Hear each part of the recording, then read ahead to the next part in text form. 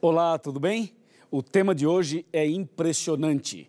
Nós queremos responder uma pergunta: quem criou o mal? A verdade sobre a origem do mal é o que você vai saber agora, aqui, na Palavra de Deus.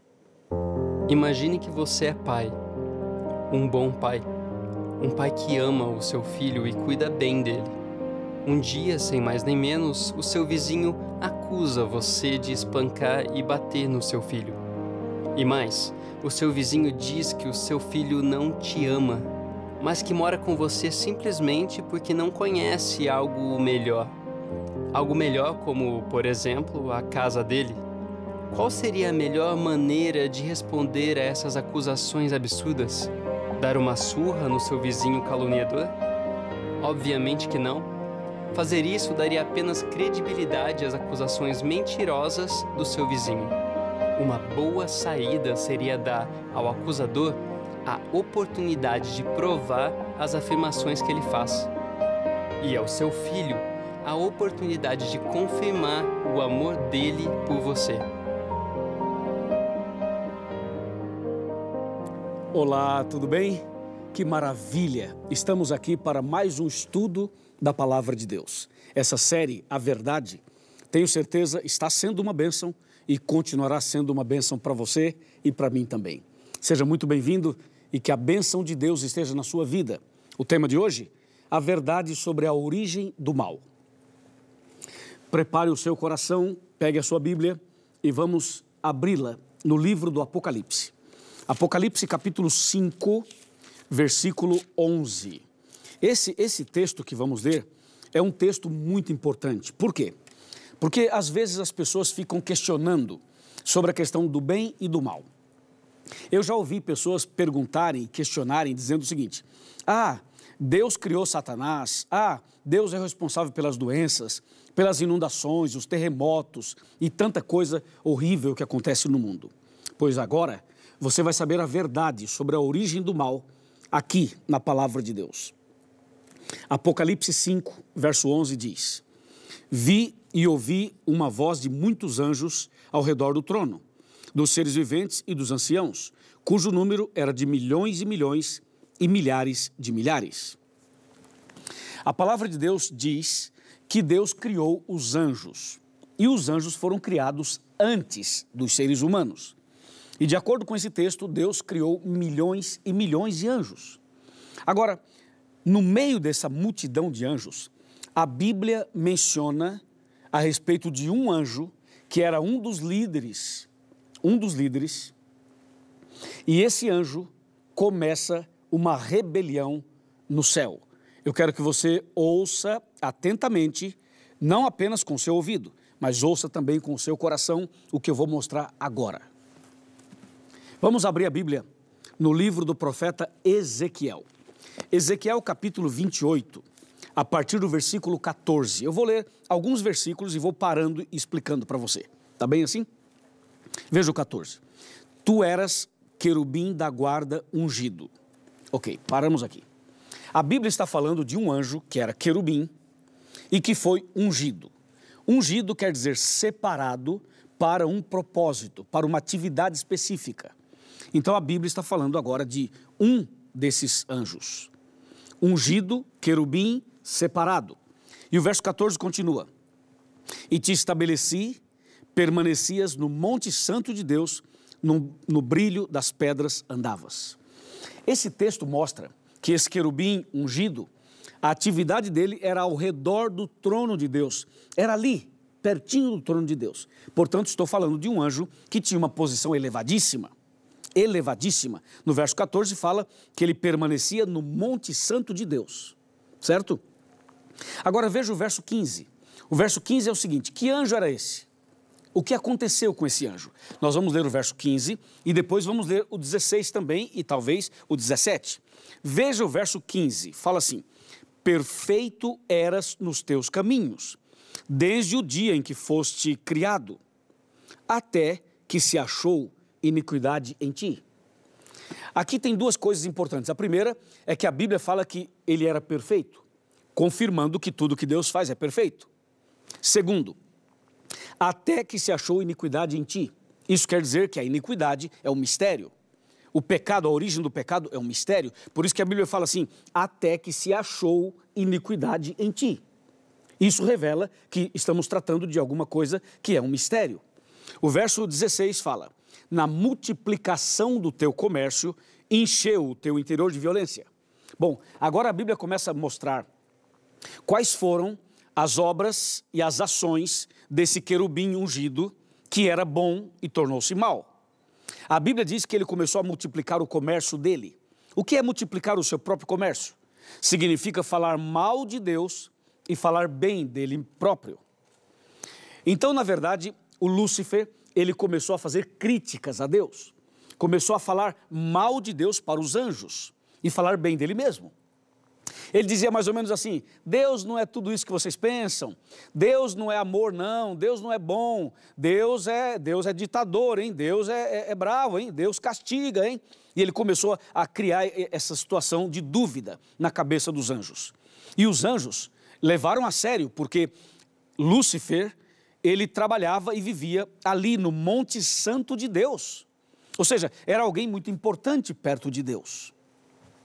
E por isso, diz o verso 16, que ele multiplicou então o seu comércio e encheu o interior dele de violência. Quando ele começou a fazer críticas a Deus, ao caráter de Deus e ao próprio Deus. Olha o verso 17, elevou-se o teu coração por causa da tua formosura. Ah, então a Bíblia está falando de um anjo muito bonito. Ele elevou o coração, quer dizer, o seu orgulho, a sua confiança própria por causa da sua formosura. Corrompeste a tua sabedoria por causa do teu resplendor. Lancei-te por terra, diante dos reis te pus, para que te contemplem.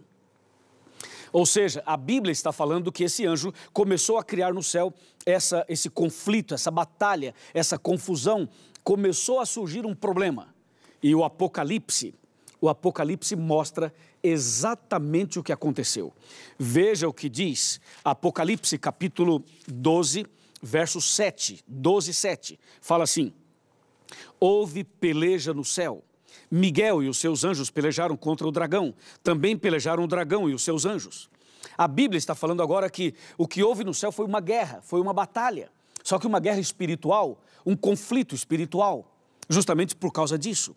E quando você vai para Isaías, no capítulo 14, isso aqui é impressionante, Isaías capítulo 14, versículos 13 e 14, aqui a Bíblia revela qual eram os pensamentos de Lúcifer, qual era o sonho que ele tinha no coração dele, por que ele fez tudo o que fez. Olha só, tu dizias no teu coração, eu subirei ao céu, acima das estrelas de Deus exaltarei o meu trono, e no monte da congregação me assentarei, nas extremidades do norte. Subirei acima das mais altas nuvens e serei semelhante ao Altíssimo. Que petulância, não é? Que coisa impressionante, você não acha? Imagina, esse anjo queria ser como Deus, esse anjo queria ser Deus. Queria elevar o seu trono, queria sentar ali e queria ser adorado como Deus é adorado. Veja que a criatura queria ser como o Criador. Imagina isso. Imagina, meu amigo. Pois é, foi justamente isso que aconteceu. E o que é que Deus fez? Deus expulsou Lúcifer do céu. E quando expulsou Lúcifer do céu, você pode ver aqui, a Bíblia diz em Apocalipse capítulo 12, versos 3 e 4, que Deus expulsou Lúcifer do céu. E não somente Lúcifer, expulsou também 1/3 dos anjos. 1/3. Sabe o que significa 1/3? Significa que de cada 3 anjos, 1 ficou do lado de Lúcifer. E não só ficou do lado dele, de cada 3 anjos, 1 virou demônio. A coisa foi séria, muito séria. Bem, e aí? Deus expulsou então do céu. E Lúcifer com 1/3 dos anjos vieram para a terra, caíram aqui. E a primeira coisa que eles fizeram, o Lúcifer e a sua equipe de anjos maus, a primeira coisa que fizeram foi tentar Adão e Eva. Exatamente o que está escrito em Gênesis capítulo 3, versos de 1 a 10. O diabo usou uma cobra, e essa cobra foi o médium, o intermediário, para conversar com a Eva. E usando uma cobra, Satanás enganou a Eva. E, consequentemente, também chegou até o Adão. E o primeiro casal aceitou as propostas do mal e caiu e pecou. Então, veja, Lúcifer e 1/3 dos anjos do céu caíram. E agora, os 2 primeiros seres humanos também caíram no mesmo erro e no mesmo pecado. Consequentemente, a Bíblia diz que o pecado entrou na vida humana, mas entrou de uma maneira terrível. E você sabe quais foram as consequências do pecado e quais são? É só você olhar um hospital. Veja os hospitais como estão lotados. Vejam as cadeias como estão cheias. Veja, por exemplo, a vida das pessoas, dos casais, das famílias. Veja, as pessoas são infelizes, as pessoas têm conflitos, as pessoas têm doenças, as pessoas têm depressão, têm estresse, têm desejos maus no coração. Veja quanta coisa o pecado trouxe. O pecado trouxe consequências como terremoto, maremoto, tsunamis. O pecado trouxe coisas tão horríveis, tão horríveis. Mas a principal, o mais horrível de todos, é o que diz Gênesis capítulo 3. Diz que o pecado separou o homem de Deus. O pecado separou o homem de Deus de tal maneira, que o homem não pôde mais ver a Deus e nem sequer ouvir a voz de Deus. O pecado é tão maligno, tão nojento, tão terrível. E agora, tem solução para esse problema ou não tem? Claro que tem. Eu vou te mostrar qual é a solução. Para isso, eu vou sentar aqui na minha cadeira e quero mostrar a você a solução de Deus para o problema do pecado. Vamos sentar e vamos conversar. Lembre-se que quando eu sento aqui, significa que eu estou na sua casa. Estamos na sua casa, na sala da sua casa, ok? E aí queremos conversar um pouco mais com você. Tá tudo bem? Tudo preparado? Veja só. A Bíblia diz em Romanos 6:23. Você conhece o texto? Eu vou falar para você. O Romanos 6:23 fala assim: porque o salário do pecado é a morte, mas o dom gratuito de Deus é a vida eterna em Cristo Jesus, nosso Senhor. Qual foi a solução de Deus para o problema do pecado? Primeiro detalhe, Deus expulsou Satanás do céu e os anjos maus, e Deus deixou o tempo passar. Sabe por quê?